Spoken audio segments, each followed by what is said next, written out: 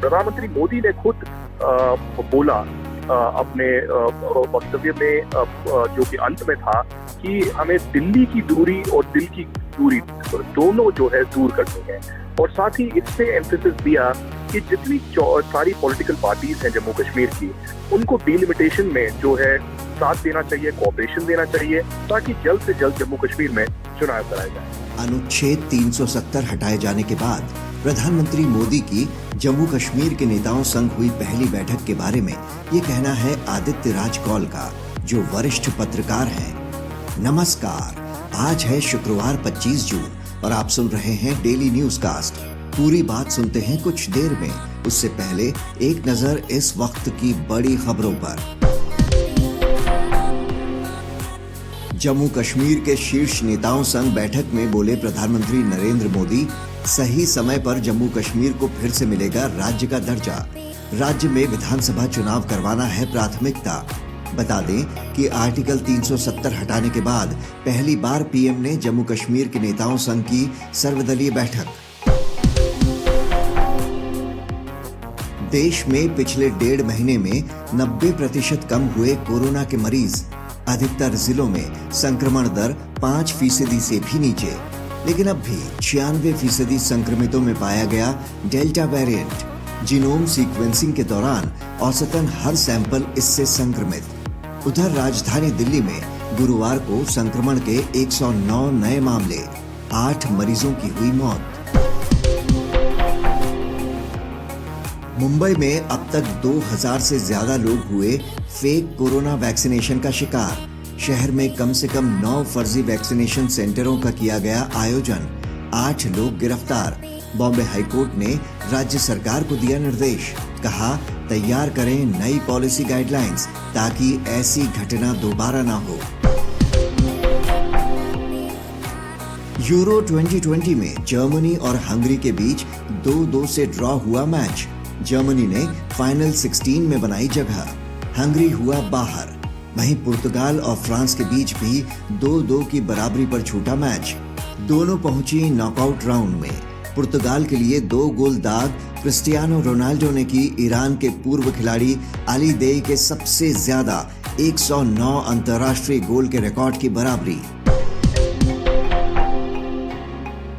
अब खबरें काम की। राजधानी दिल्ली में अब 18 साल से अधिक उम्र वालों को भी जहां वोट वहां वैक्सीन के तहत टीका।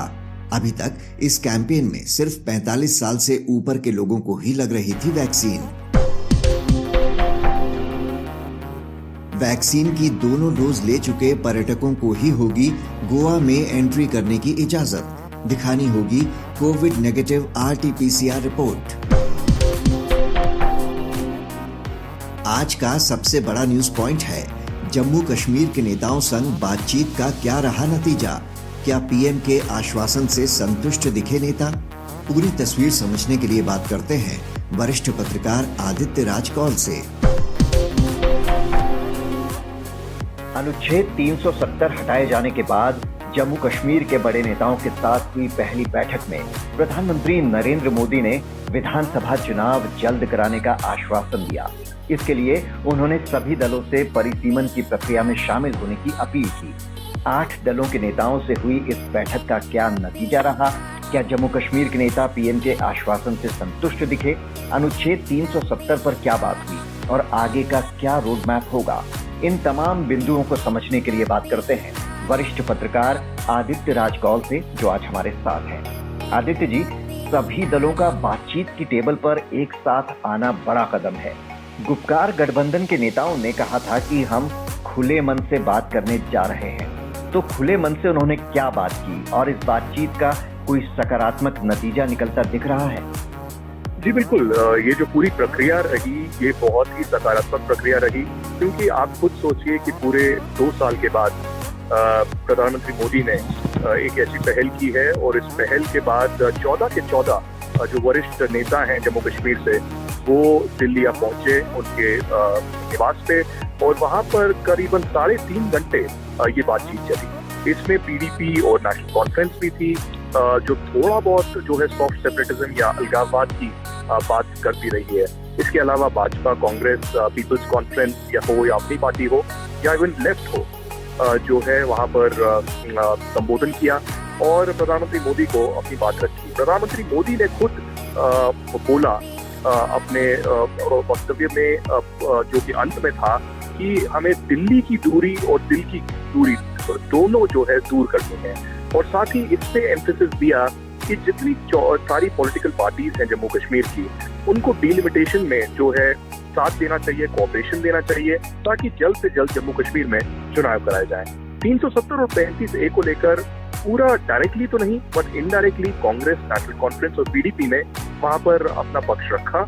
लेकिन जैसा कि हम जानते ही हैं कि मोदी सरकार 370 और 35A को लेकर पूरी तरीके से जो है कह चुकी है कि वो जो है टॉक्स का मुद्दा नहीं है, उस पर कुछ बातचीत नहीं हो सकती, ये विदाउट कॉम्प्रोमाइज है। इसके अलावा स्टेटहुड है जो कि चुनाव के बाद या चुनाव से पहले बिल्कुल रिस्टोर हो सकता है। तो मुझे लगता है कि एक सकारात्मक शुरुआत है। कल मेरी अपनी पार्टी के मुखिया अल्ताफ बुखारी से भी बात हुई थी और आज मेरी बात हुई सजाद लोन से जो के पीपल्स कॉन्फ्रेंस के चीफ हैं, और दोनों ने मुझे बताया कि मीटिंग जो है बहुत ही पॉजिटिव रही। सजाद लोन ने कहा कि इनफैक्ट उनको लगा कि प्रधानमंत्री का जम्मू कश्मीर के साथ एक बहुत ही इमोशनल बॉन्ड है, जिसे वो चाहते हैं कि मोदी सरकार अपने जो कमिटमेंट्स हैं पूरे करे और जो जम्मू कश्मीर के नेता हैं वो उस कमिटमेंट को फैसिलिटेट करें। ये नहीं कि एक पार्टी ही वहाँ काम करे, सरकार ही सिर्फ काम करे, सबको मिलजुल के काम करना पड़ेगा। जी, परिसीमन प्रक्रिया में शामिल होने की जो प्रधानमंत्री ने बात की कि उसके बाद विधानसभा चुनाव संपन्न होंगे, इस पर क्या बात बन सकती है? क्योंकि हम देख रहे हैं कि नेशनल कॉन्फ्रेंस अभी भी अड़ी हुई है। उमर अब्दुल्ला ने कहा कि इसके लिए हम तैयार नहीं हैं। इसकी जब भी कोई बैठक हुई तो नेशनल कॉन्फ्रेंस ने बहिष्कार किया, सुप्रीम कोर्ट में चुनौती भी दी गई है। इस मुद्दे पर आगे कैसे बढ़ेगी बात? देखिए, परिसीमन जो है प्रक्रिया जारी है, चाहे कि नेशनल कॉन्फ्रेंस का विरोध भी रहा, उनके मेंबर ऑफ पार्लियामेंट जो है वहां पर नहीं गए, लेकिन जस्टिस रंजना देसाई जो हैं, जो डिलिमिटेशन कमीशन को हेड करती हैं, वो अपनी प्रक्रिया कर रही हैं। कल भी उन्होंने जो है जम्मू कश्मीर के 20 डिप्टी कमिश्नर से मीटिंग की, उनसे जाना कि क्या क्या तकलीफें जो है डिस्ट्रिक्ट वाइज वहां पर होती हैं और कैसे पॉपुलेशन वाइज जो है डिस्ट्रिक्टों को बांटा जा सकता है। इसके अलावा भी सोशल ग्रुप्स हों, पॉलिटिकल ग्रुप्स हों या बाकी जो सिविल सोसाइटी ग्रुप्स हैं, उनसे भी मुलाकात होती रही है। तो मुझे लगता है कि आज की मुलाकात के बाद डिलिमिटेशन पे कुछ पॉजिटिव स्टेप्स आगे हो सकते हैं। अगले 2 से 3 महीने में मुझे लगता है कि डिलिमिटेशन प्रोसेस जो है पूरी तरीके से प्रक्रिया समाप्त हो जाएगी। उसके बाद अब इलेक्शन कमीशन पर होगा कि कब वो चुनाव अनाउंस करते हैं। मेरी इन्फॉर्मेशन के हिसाब से हो सकता है कि नवंबर या दिसंबर के महीने में हो जाए या अगले साल मार्च के महीने में हो।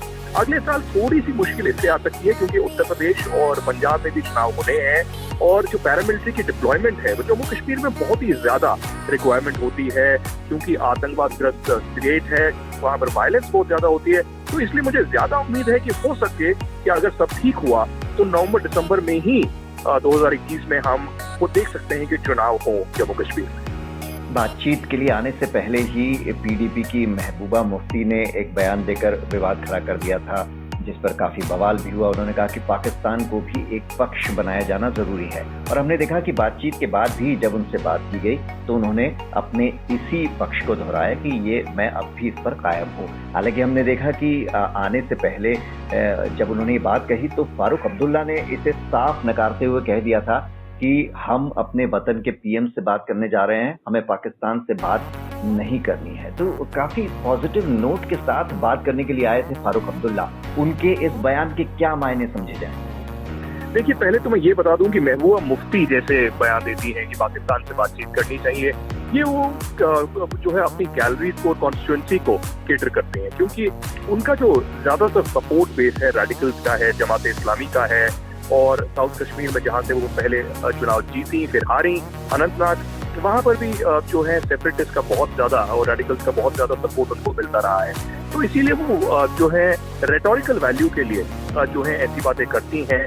लेकिन इसके अलावा हमने देखा है कि एक जो महत्वपूर्ण चीज मैं आपको अक्षय जी बताऊं कि वहां पर मीटिंग के अंदर किसी एक भी नेता ने, 14 नेता थे वहां पर, टोटल 22 लोग थे प्रधानमंत्री सहित, वहां पर एक भी जो है नेता ने पाकिस्तान की बात नहीं की, एक भी नेता ने अलगाववाद की बात नहीं की, एक भी नेता ने ये नहीं बोला कि प्रधानमंत्री मोदी को या भारत सरकार को या हमको जो है पाकिस्तान से या अलगाववादियों से बात करनी चाहिए। तो ये दोहरी नीति तो सामने आती ही है कुछ कश्मीर के नेताओं की, लेकिन सच्चाई यही है कि फारूक अब्दुल्ला ने जैसे बोला कि इंडिया एक डेमोक्रेसी है और जम्मू कश्मीर भी इसमें आता है और वहाँ के जो नेता हैं बिल्कुल चुनाव लड़ने चाहिए, जो जीतेगा उसको मुख्यमंत्री बनना चाहिए।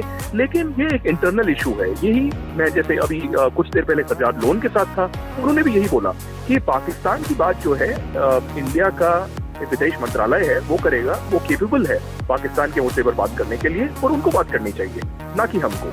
तो मुझे लगता है कि फारूक अब्दुल्ला, सज्जाद लोन और बाकियों ने बहुत ही एक मैच्योर स्टांस रखा है, अल्ताफ बुखारी ने भी।